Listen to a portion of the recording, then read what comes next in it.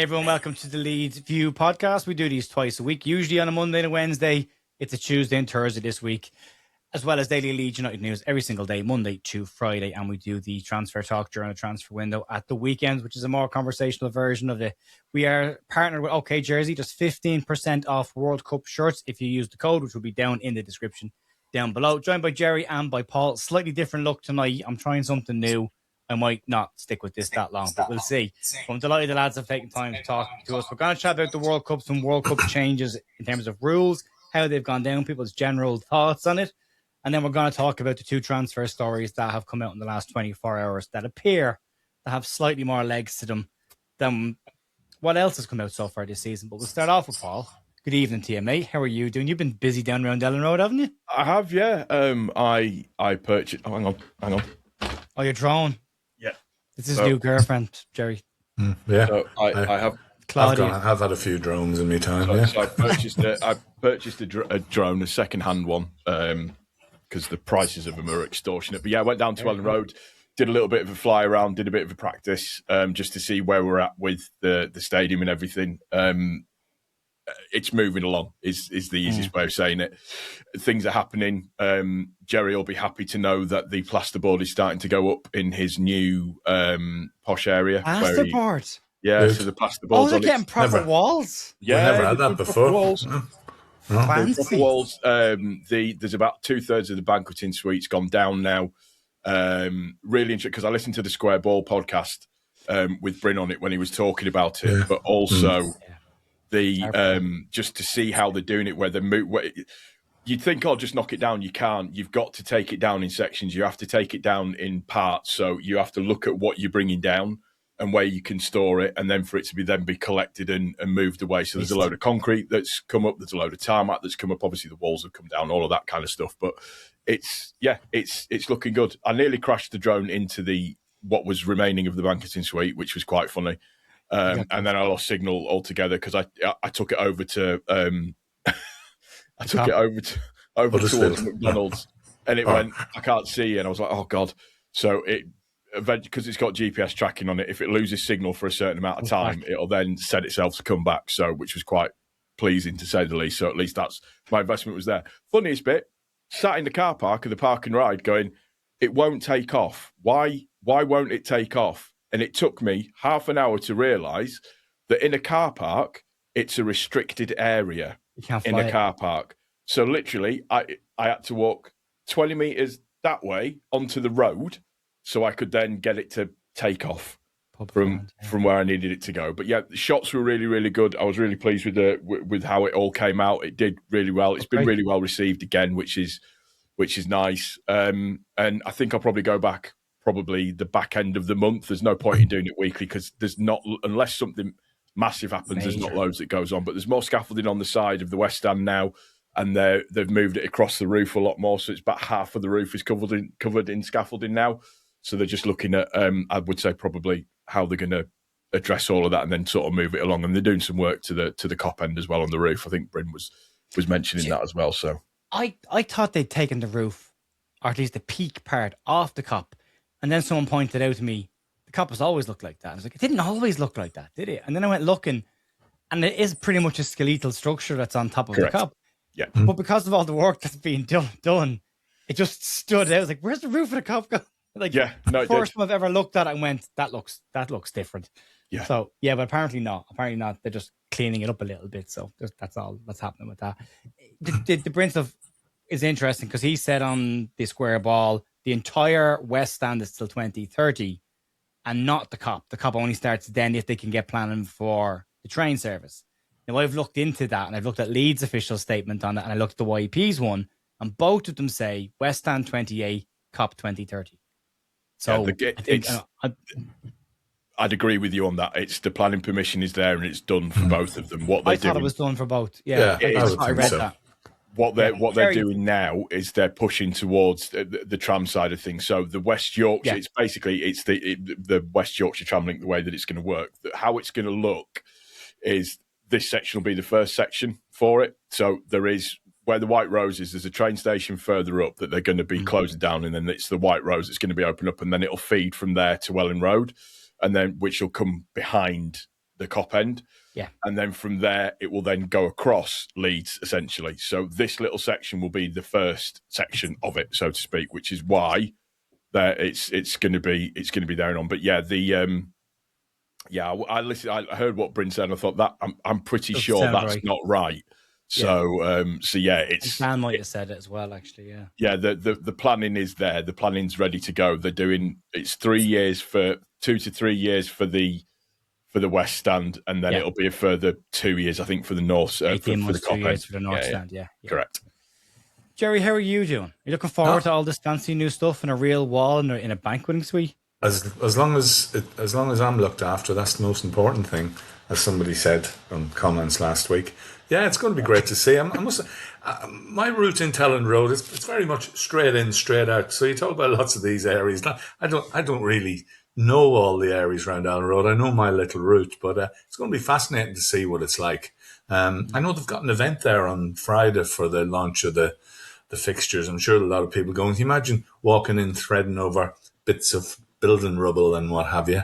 It's going to be interesting to see how it operates next season. What we're told is we got the same seats next year, but it's going to be a long walk from our new luxury air conditioned pad. The glamping tent.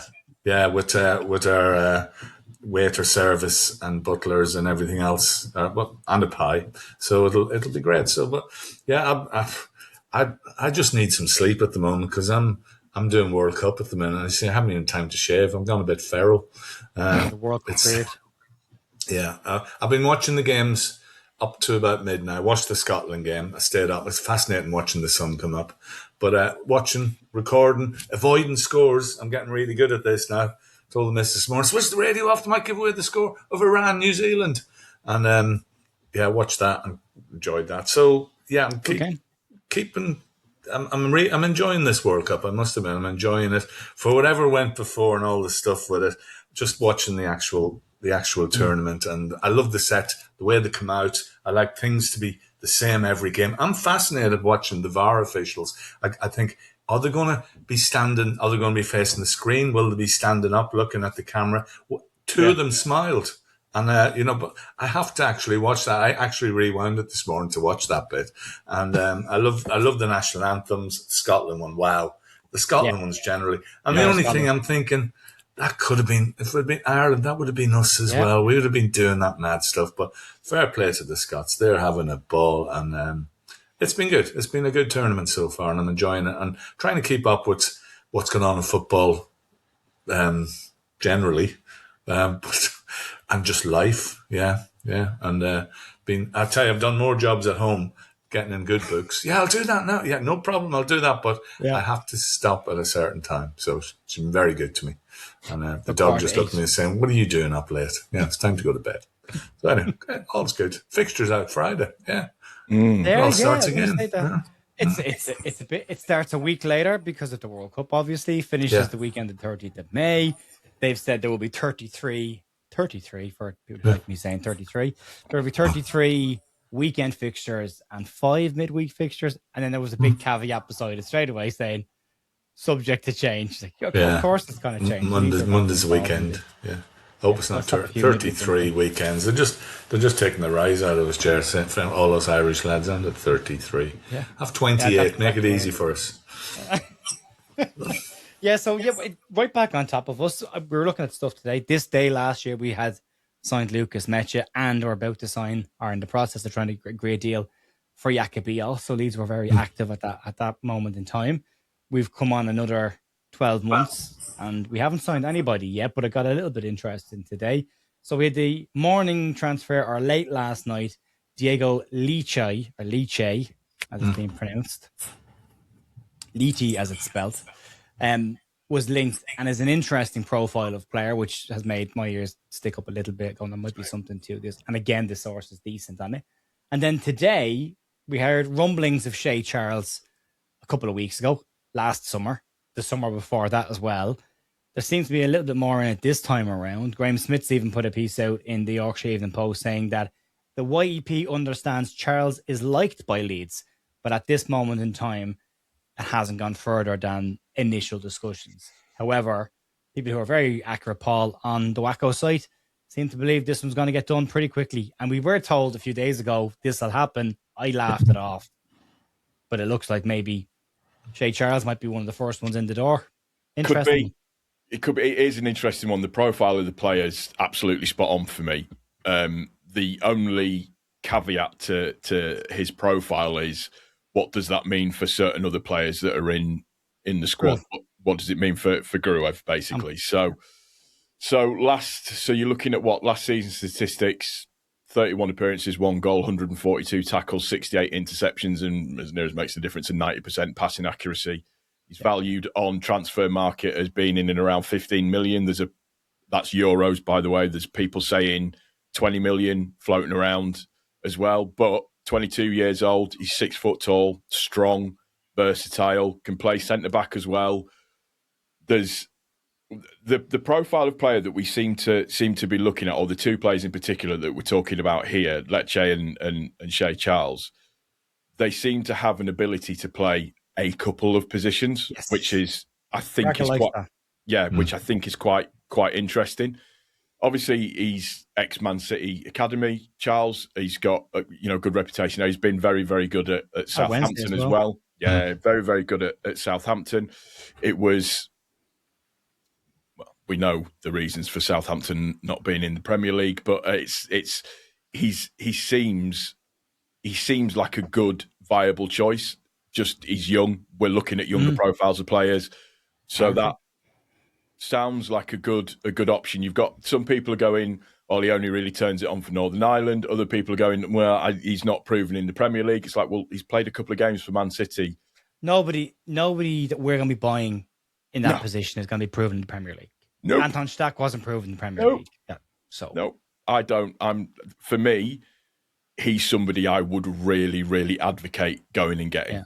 Very, very much so. That would be a nice little start to the transfer window should that come through. And like you pointed out, if the people on Wacko are to be believed, and it's the two people that are normally in and around very, very good. And I know people don't like it because it's mentioned in Wacko, but there's one guy in particular that's very, very reliable in information that he gives. He was the first person to call off Pai Zhao as well when we all thought we were getting him. So it's got legs.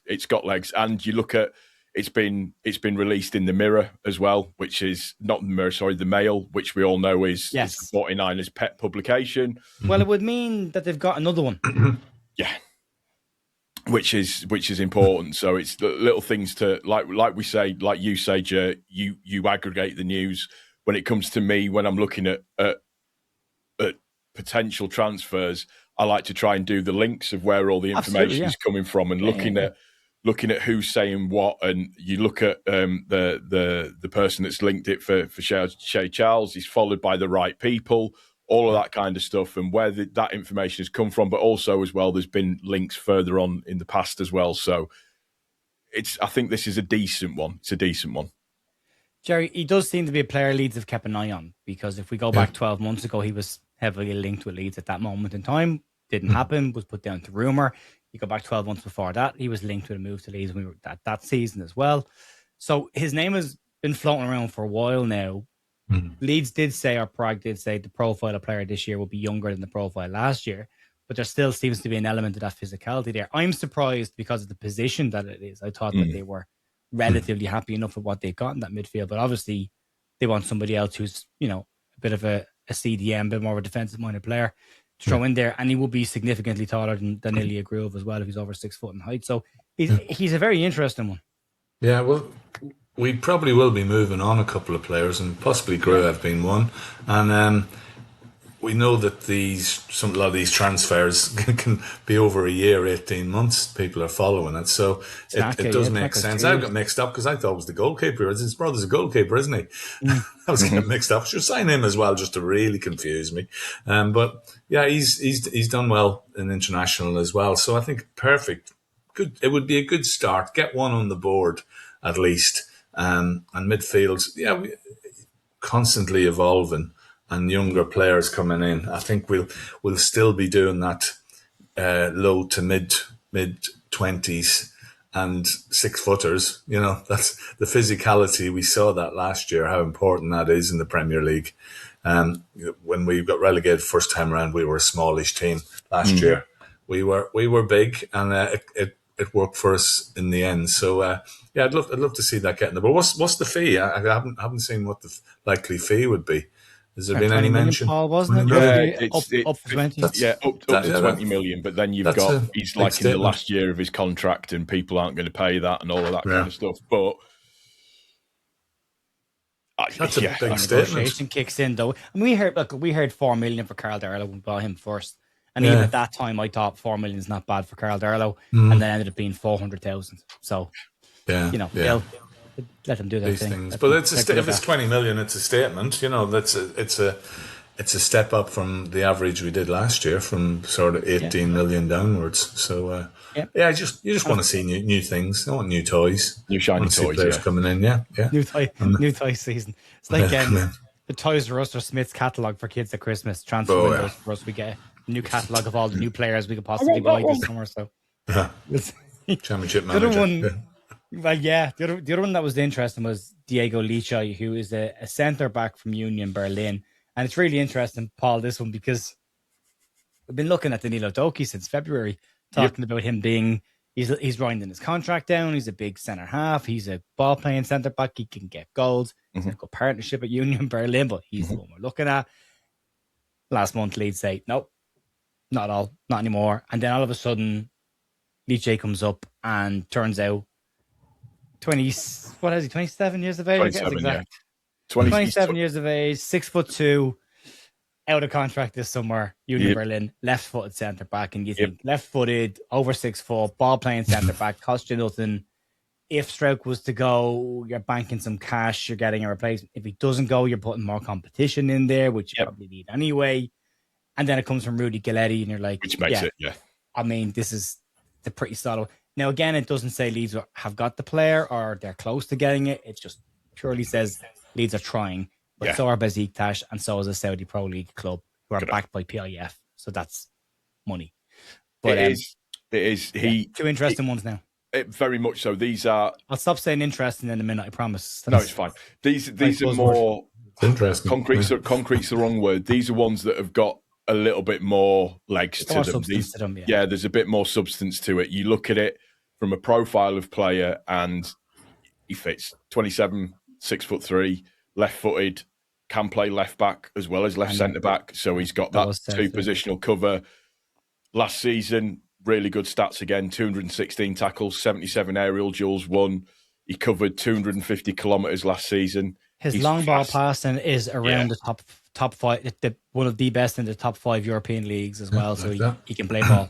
Correct. He can run at a speed of about, for those that are interested, in and around about 33 kilometres an hour. So for 6'3", that's rapid at the same time as well. He fits the profile quite nicely. And his full name, which I can't remember, but his full name is incredible, by the way. He's Portuguese. It's going to be about 7 names. It's got about 7 names. So my Portuguese friend Paulo, his name is so long, unofficially to us, he's Paulo de Oliveira. His passport has the entirety of the character space taken up where his name is, with no gaps in order to fit his name in properly, his legal name. It's huge. They're massive. But as a player, he absolutely fits the mould. It's the 27 years old. Contracts come to an end. He's tall, he's big, he's physical, left-footed. He's considered reliable and tough. Very in multiple positions. Yeah, he is a very, very, very good player. No brainer.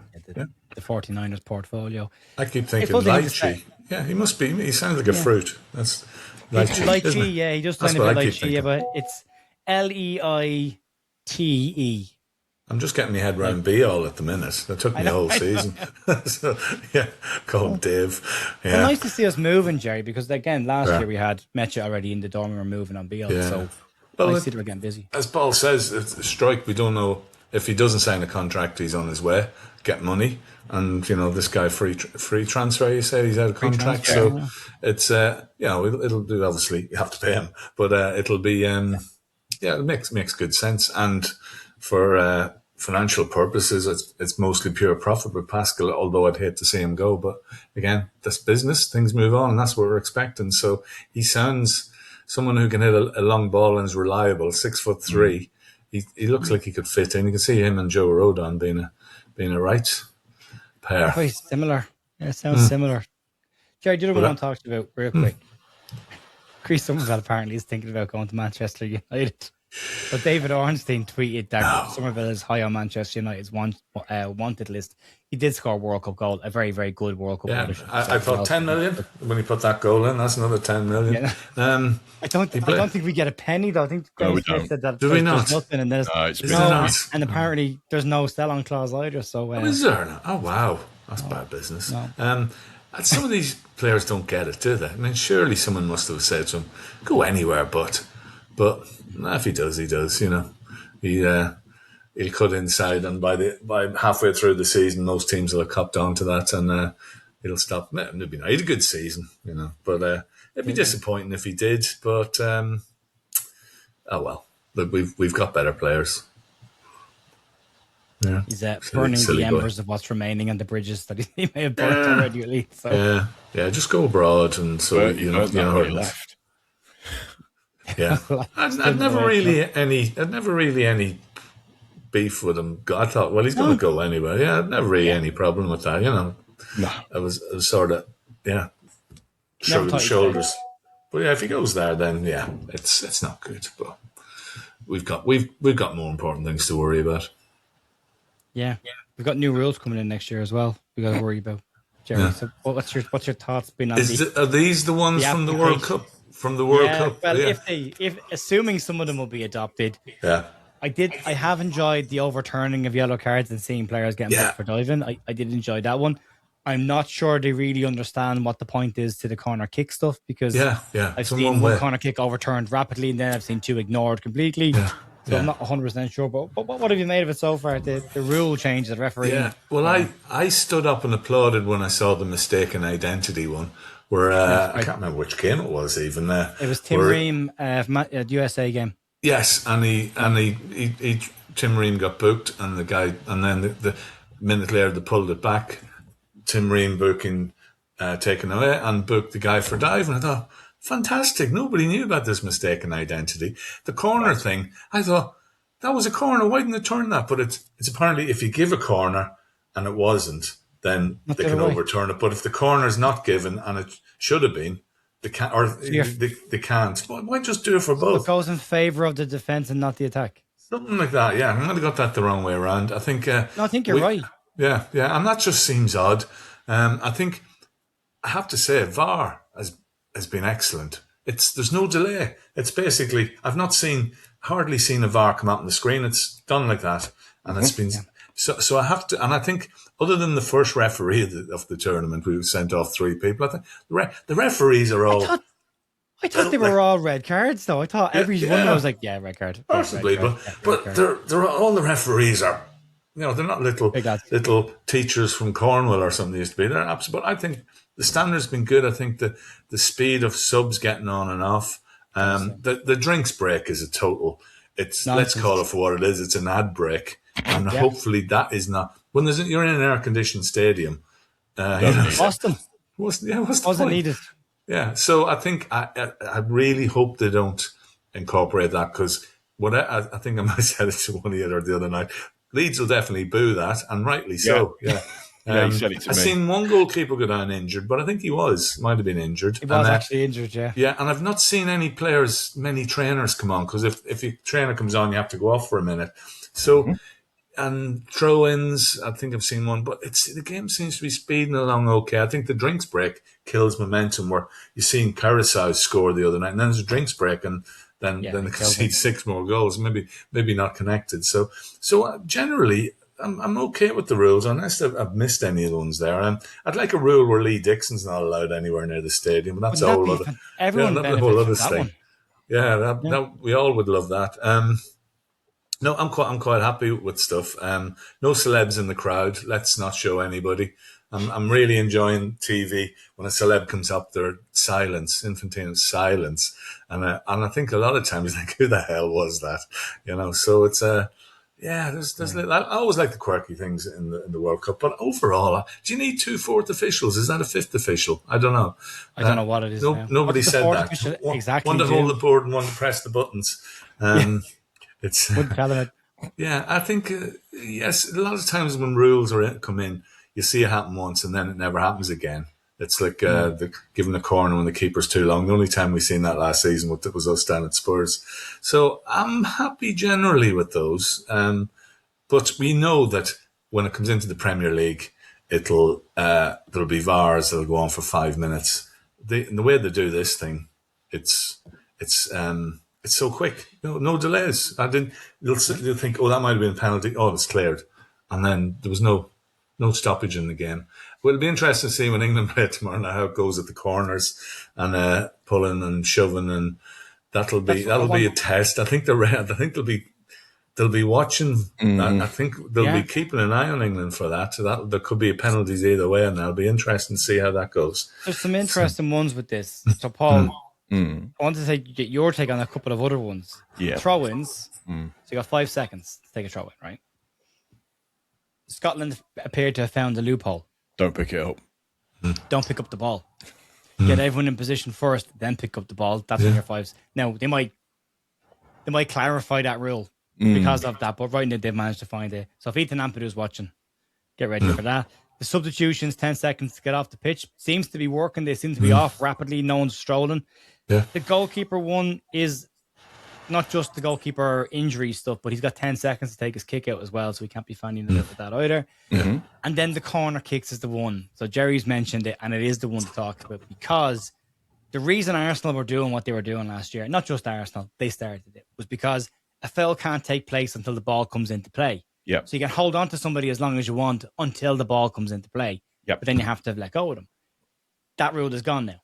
You can now commit a foul while the ball is out of play for a corner. So everyone seems to be just gently kind of back to the way it used to be on corners.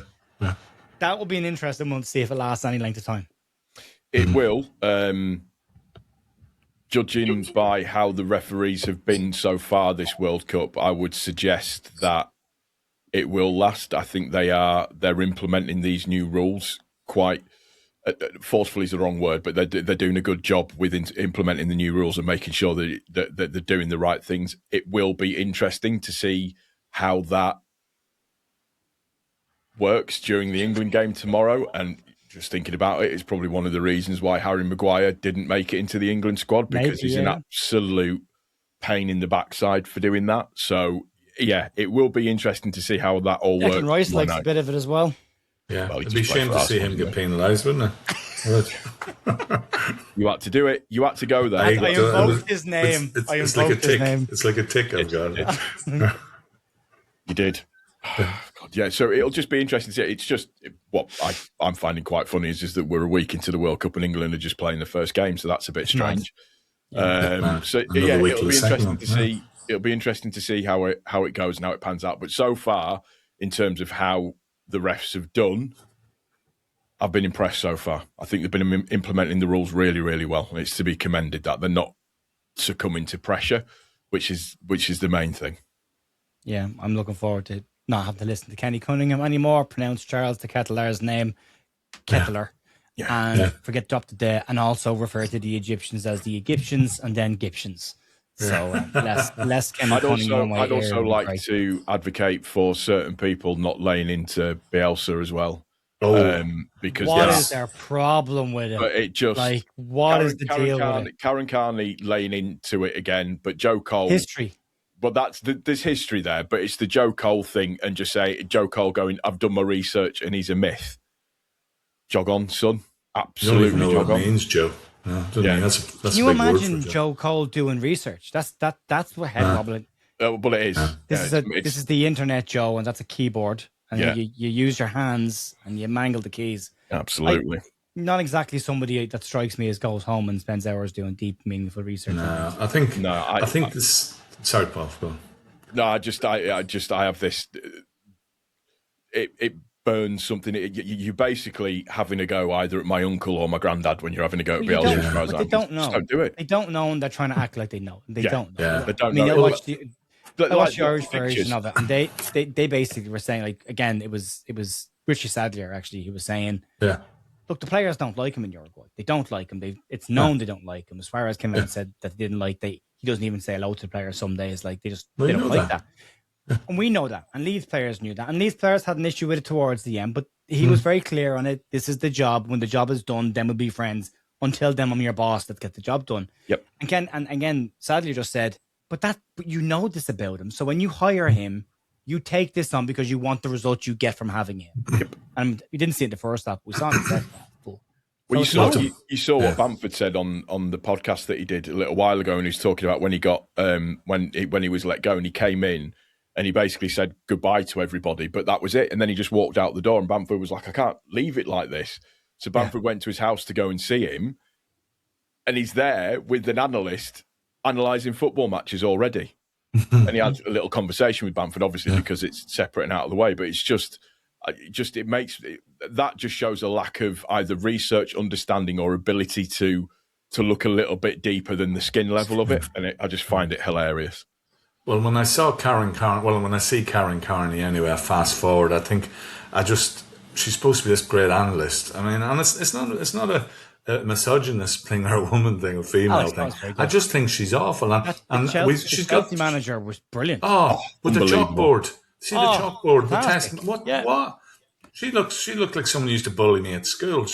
I didn't like Duncan Ferguson is good value, but he hasn't really got anything to put. I loved it last night. I switched on this morning to watch Iran, New Zealand, and they didn't bother with the studio. They just went straight to the commentator. The game, and Alistair Bruce Ball did the build up. At halftime, they showed highlights, and at the end, they showed highlights, and that was it. And I thought, you know what, that is much better. I enjoyed that, but I like him and Chris Sutton anyway. Bielsa, I thought he looked a bit tired last night. I was a bit worried, a bit older than he did, but him not looking up for the camera when they're doing those shots that they show before the game, I thought, yes. I mean, he got a lot of abuse for it. I thought, yes, you're saying what everybody's thinking. And he actually, in his press conference, said, I'm a terrible man. Everybody meets and turns toxic. And what other manager would say that? And he means that. And yes, you could have Suarez and all these were slagging him off. And if you don't pick him, they're going to do that. I mean, and you could the changes he made in that halftime yesterday made the difference, and they probably should have won that. But yeah, as you say, he's unique. He's just unique. And we had the pleasure of seeing that for nearly 4 years, and we appreciate it. So I think every Leeds fan was cheering him on last night. But you just feel Uruguay, whatever happens, it'll end. Where will he end up? Who knows? But yeah, there's a lot of likes and dislikes of the World Cup. I'll go into them if you want. Just quirky things. But give us your hit list. Go on. Go hit list. I love the names. I love Sithole, who had one of those games for South Africa. There was ARCE for, I think, Paraguay. Caracas. I thought it was going to be. Caracas, I think he was playing Paraguay. Big ears, but anyway. Favourite players, I love Lee Yang Yin. I thought for South Korea, I sound like I know stuff, but I wrote it down. Just playing for New Zealand last night. Motherwell player, really good. I thought best teams I've seen. So USA were impressive. Weston McKennie. What? He was different player. What the hell? Tyler Adams diving, cheating a little. Yeah. Morocco, I thought looked good, but I think teams like Spain have lost games before. Argentina lost to Saudi Arabia first game, so don't write Spain or any of those off yet. I love the fans. I love the Scots. Cape Verde, Pico Lopez, Shamrock Rovers. What a story! Yeah. What a block! He was sensational, and the goalkeeper as well was sensational. 40-year-old keeper, yeah. Vozinha. He's on 2.7 million followers on Instagram. Yeah, now he started off on 13,000 or something like that.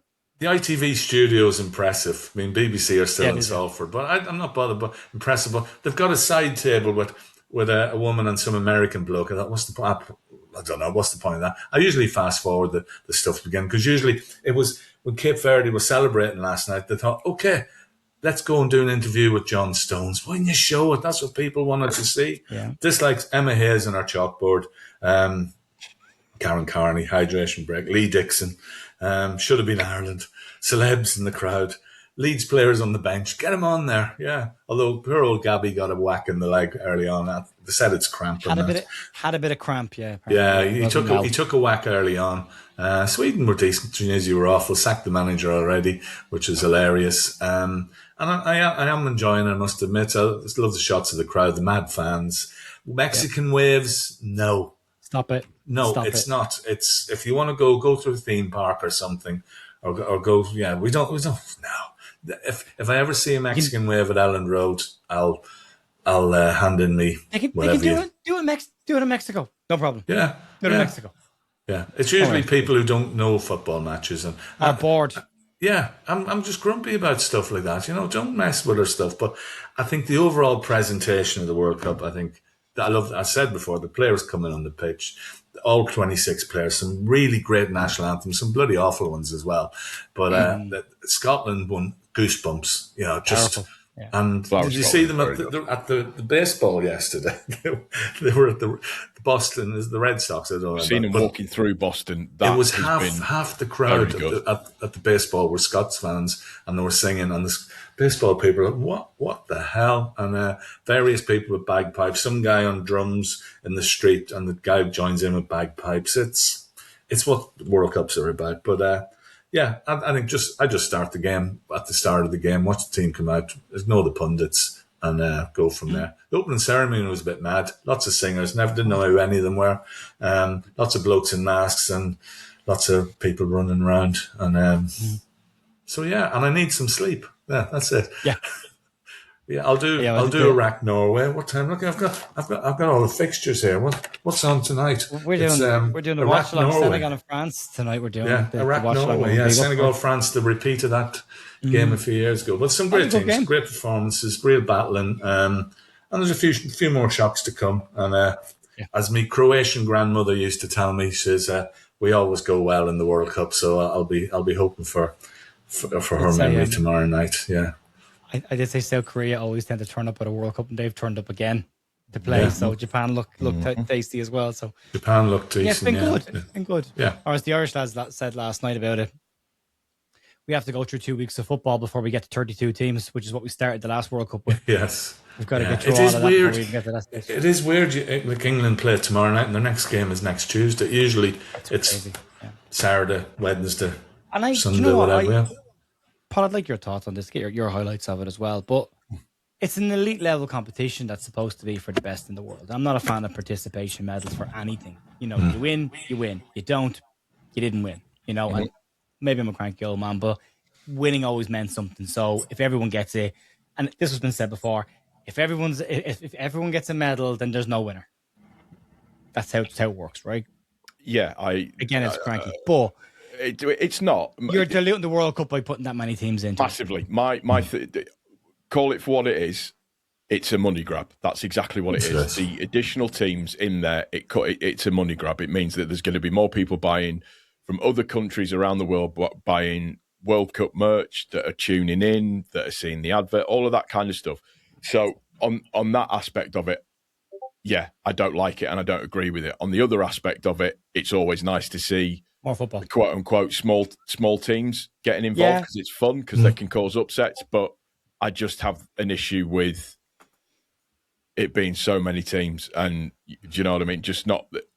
I think what we all like with the Euros or with the World Cup in the traditional way that it's done, is there's that intensity of games. It's one after the other. It's one after the other. It's one after the other. With this, it's a little bit different. Yeah. You have a work week between your matches. Yeah. I don't know. All right. Well, there's not a huge amount else to talk about this week, unless, Gerry, you have anything you want to have a chat about before we wrap up on the other business? No, I think. I think I'll be doubling up on Friday now because the League of Ireland's still going. So we'll be watching Dundalk Bows and some other countries. I just want to see goals. 46 goals in 16 games was just under 3 goals a game.